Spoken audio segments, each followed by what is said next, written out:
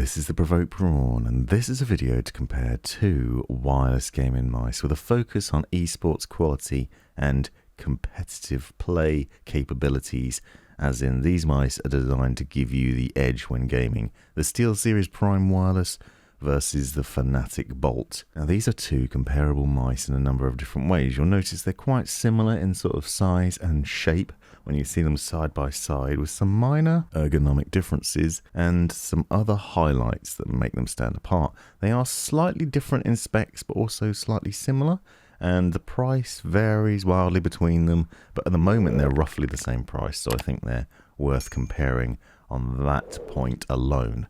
In this video I'm going to be talking to you about the highlights and lowlights of both mice from my opinion, and also the specification differences, which are ever so slightly comparable. They both have a high CPI count, for example.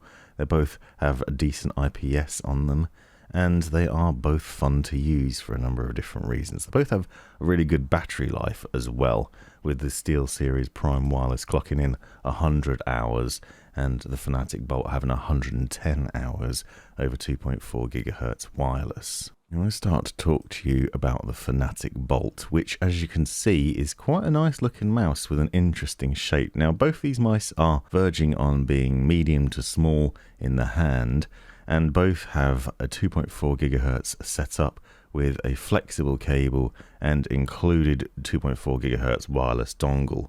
What you will see from the Fnatic Bolt is it has a rough outer shell which has a matte finish to it and is very comparable to the SteelSeries Prime Wireless and also the Logitech G Pro X Superlight, which I'm going to do a video on separately to compare it. They're quite comparable in size and things, but also quite different. You'll notice, for example, that the Fnatic Bolt has a DPI switching button on top. It also has an opaque mouse wheel, which has some RGB lighting on it and other things. One of the things I was struck by immediately when I'm comparing these three is that despite having what appears to be quite small PTFE areas compared to something like the G Pro X Superlight, the Fnatic Bolt actually is very quiet on the desk and doesn't have any scratchiness. There are 100% PTFE areas and very slick, and more on that in a second. You'll see also that it weighs in at 69 grams. They say 67, but mine weighed at 69. When you compare that with the Prime Wireless, which is 81, it's quite a bit lighter. Fnatic has taken the lightweight trend and made a mouse that feels quite hollow, but obviously doesn't have any of the holes that you'd usually see in a lightweight mouse. As I said, it slips around the desk really nicely, and those underside feet are 0.8 millimeters, and I found that they sit ever so slightly higher than the bottom of the mouse, meaning that they have the most contact with the desk, resulting in a very slick feel. You also get some extra feet included in the box, which are 1 millimeter, so you can actually push these up even more. It uses Kale's GM 8.0 Black Mamba switches rather than Omron switches that you'd usually find on a gaming mouse. They're rated up for 80 million clicks, and I found them to be really clicky, and they give you a good feedback. You'll notice also some large side buttons. They have a different sound to them. As I said, I'm going to include clips like this at the end of the video without me talking, so you can hear the difference between the two mice. What I found is it's quite a different sound from all the buttons, and the wheel is a bit tactile and responsive and perhaps a little bit noisy, but not problematic. On the underside, what you will notice is this mouse has both Bluetooth and 2.4 GHz wireless. The SteelSeries Prime Wireless only has 2.4 GHz. You can get more battery life out of it with the Bluetooth, but it obviously has a lower polling rate, only 125 Hz versus 1000 Hz polling rate on that 2.4 GHz, but you will get more battery, and as I said, all that specs will be in the description. Now the Prime Wireless, as you can hear ever so slightly, is a little bit noisier on the desk. Obviously it is heavier, but it does have larger PTFE areas, and I did find that it still moved around nicely, but it is a little bit scratchier, which is obviously unfortunate.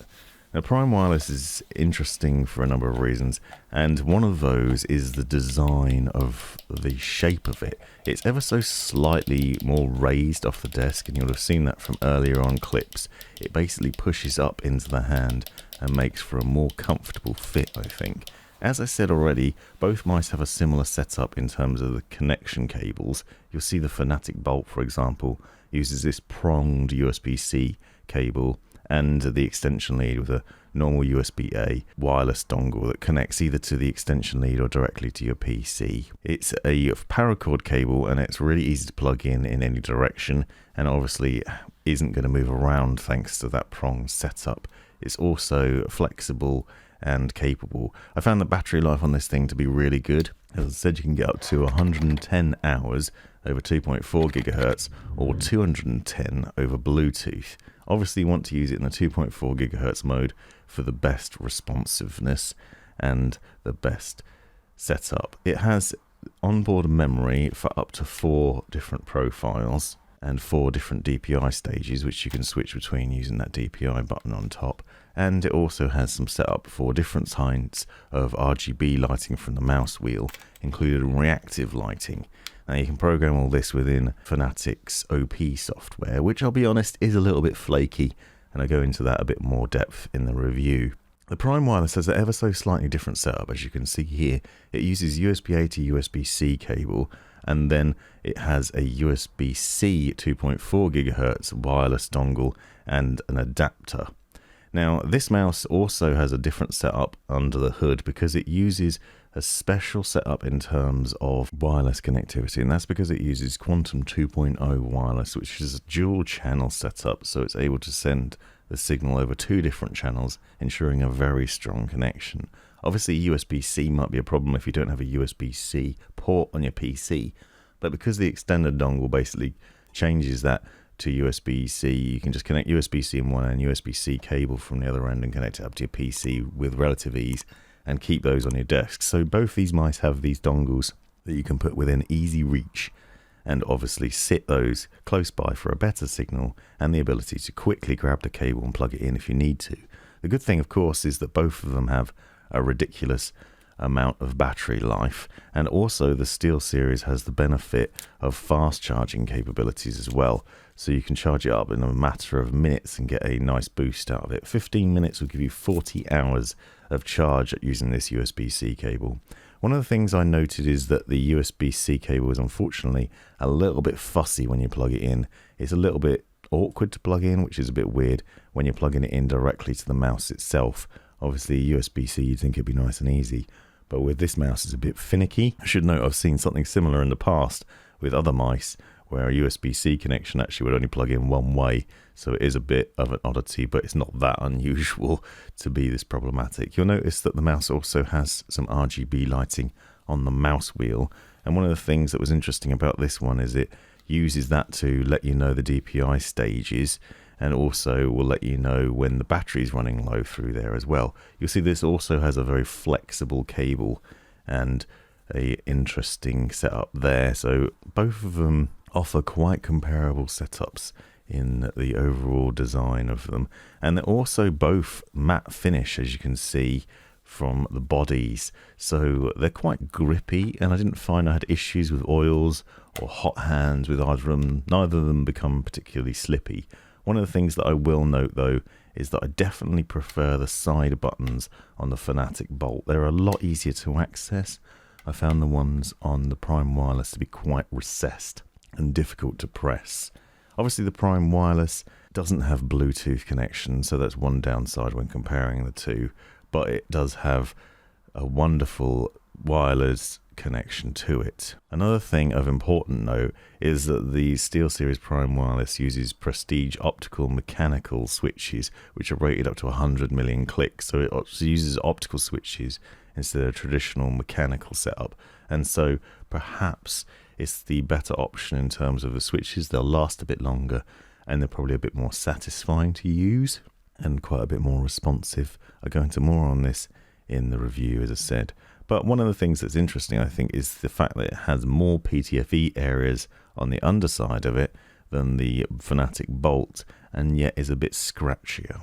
Also, the DPI or CPI switching button is on the underside, and I think that's a bit of a downer when compared to the Fnatic Bolt, which has it on top. But this is a personal choice. You can see from this clip just how recessed the side buttons are versus the Fnatic Bolt though, which makes them a lot more accessible and a lot easier to press. Now, in terms of the ergonomic differences, I think personally that the SteelSeries Prime Wireless is a bit more comfortable. They're both roughly the same size, and obviously it's quite a bit heavier, but I find the overall fit in my hand is nicer. This is a personal preference, but it will work with claw, fingertip, or palm grip, whereas the Fnatic Bolt is said to be a medium size. It's designed for claw or claw palm hybrids, so slightly different setup there. But here you can see them side by side, and the Prime Wireless just sits a little bit higher at the desk, and that's because of the ergonomic shape of it. I think it's nicely designed for right-handed gamers with a much more ergonomic fit in the hand. Now I'm going to be quiet so you can hear both mice and the sounds that they make. You'll notice the hollow sounds and the scratchiness of the matte finish and other things. Be sure to check out the links and the information in the description and watch the reviews to find out more.